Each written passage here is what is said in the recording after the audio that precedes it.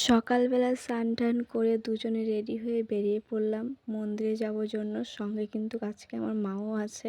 মাকে নিয়ে বেরিয়ে পড়লাম মন্দিরে যাওয়ার জন্য। আর আমাদের সঙ্গে কিন্তু আরও অনেকেই যাবে। এখান থেকে যাবে না, ওরা আগের থেকেই মন্দিরে এসে পড়েছে। আমরা এখন যাচ্ছি।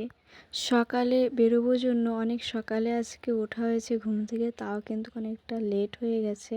এখন প্রায় বাজে 12টা, আর এখন আমরা যাচ্ছি মন্দিরের দিকে।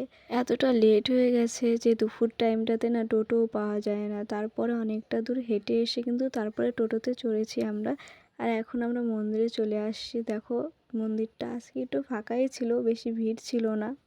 আর মন্দিরটা আসলে না কতটা শান্তি লাগে কি বলবো। এটা আমার না, সবারই তাই মনে হয়, একটা শান্তির জায়গা, সত্যি শান্তির জায়গা।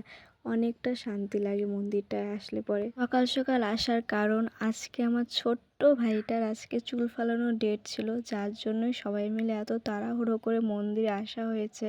আর ওদের তো পুজো দেওয়া কমপ্লিট, এখন হচ্ছে ভাইয়ের চুল ফালানো হবে, তার জন্য সব কিছু রেডি করা হচ্ছে। এখানে কিন্তু ওর চুল ফালানো অর্ধেক হয়েও গেছে। দেখো, চুপচাপ বসে আছে, কোনো কান্নাকাটি নেই, ওনা খুবই শান্ত। আর এদিকে দেখো, আমি একটু ছোট্ট একটা ভিডিও করছিলাম।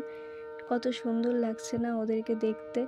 আর এখানে কিন্তু ভাইয়ের চুল ফালানো হয়ে গেছে, এখন সবাই একটু বসে রেস্ট নিচ্ছে। তারপরে কিন্তু আমরা সবাই মিলে বাড়িতে চলে যাব। সবাই মিলে একসঙ্গে আসলে তো মজাটা আরও দ্বিগুণ বেড়ে যায়। আর এদিকে কিন্তু আমাদের মন্দির থেকে প্রসাদ দিয়ে দিয়েছে, কারণ সবাই সকাল থেকে উপোস, এখন সবাই মিলে খাবো। আর এই প্রসাদটা খেতে তোমাদের কেমন লাগে? আমার তো দারুণ লাগে খেতে।